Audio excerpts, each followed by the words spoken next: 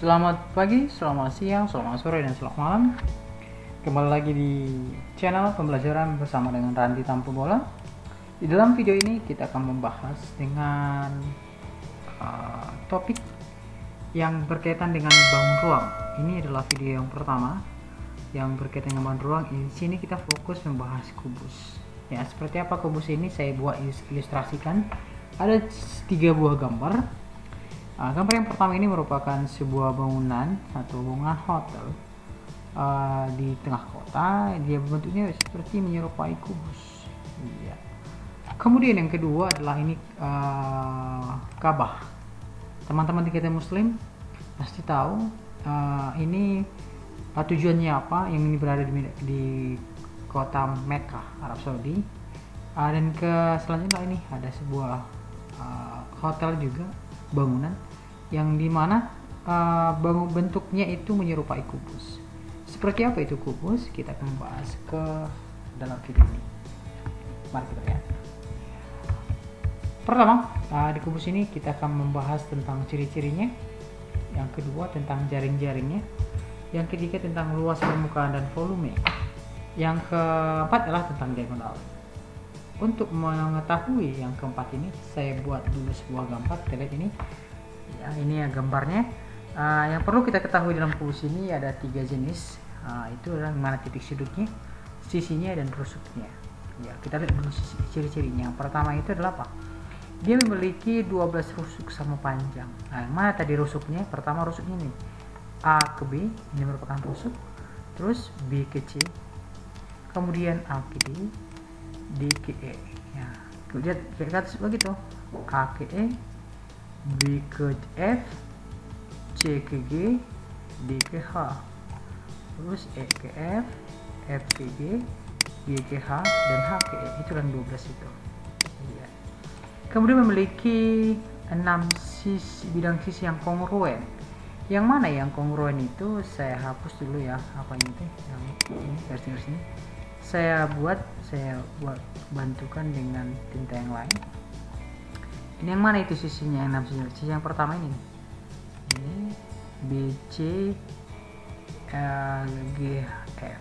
Yang ini kalau saya arsir ini harus sama dengan yang ini A, B, C, D. Ya. Kemudian yang ketiga ini saya buat dulu A, B, F, E yang depan ini. Ya.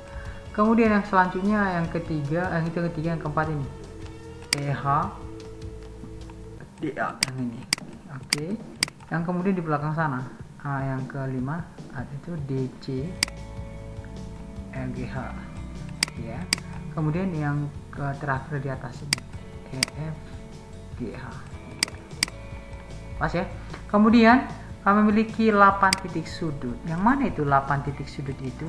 Sebentar saya hapus dulu. Yang merupakan 8 titik sudut itu adalah saya kembali ke merahnya nih. Titik A 1, titik B, C, D, 4 ya. 5 ini, 6, 7, dan 8 titik sudutnya. Oke. Kemudian adalah sisi kubus yang berpotongan itu saling tegak lurus. Ya. Ini saling tegak lurus. Kemudian sisi yang berhadapan ini sisi sejajar. Iya, jelas lah ya kan. Sisi misalnya sisi yang ini BC GH itu sejajar dengan sisi EH AD. Ya, sejajar. Kalau sejajar itu kan segaris seperti ini. Iya, coba potongan. Jelas ya, untuk ciri-cirinya.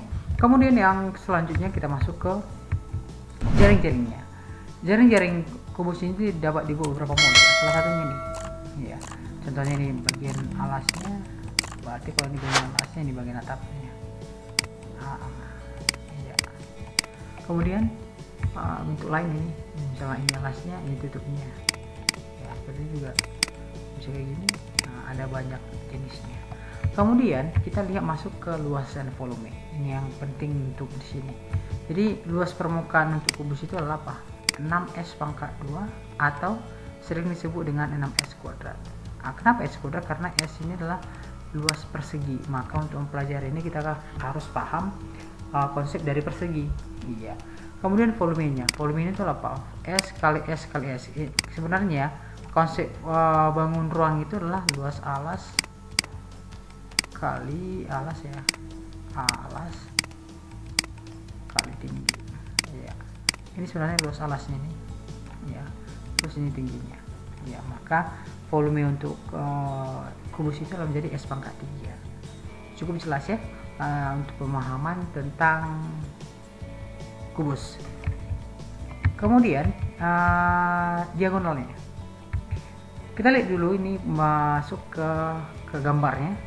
Kita lihat yang pertama, garis BG ini, mana dengan garis BG ini, BGG ya, dan CF, yang mana CF nya ya, dan EG, yang mana EG, EG ya di atas ini.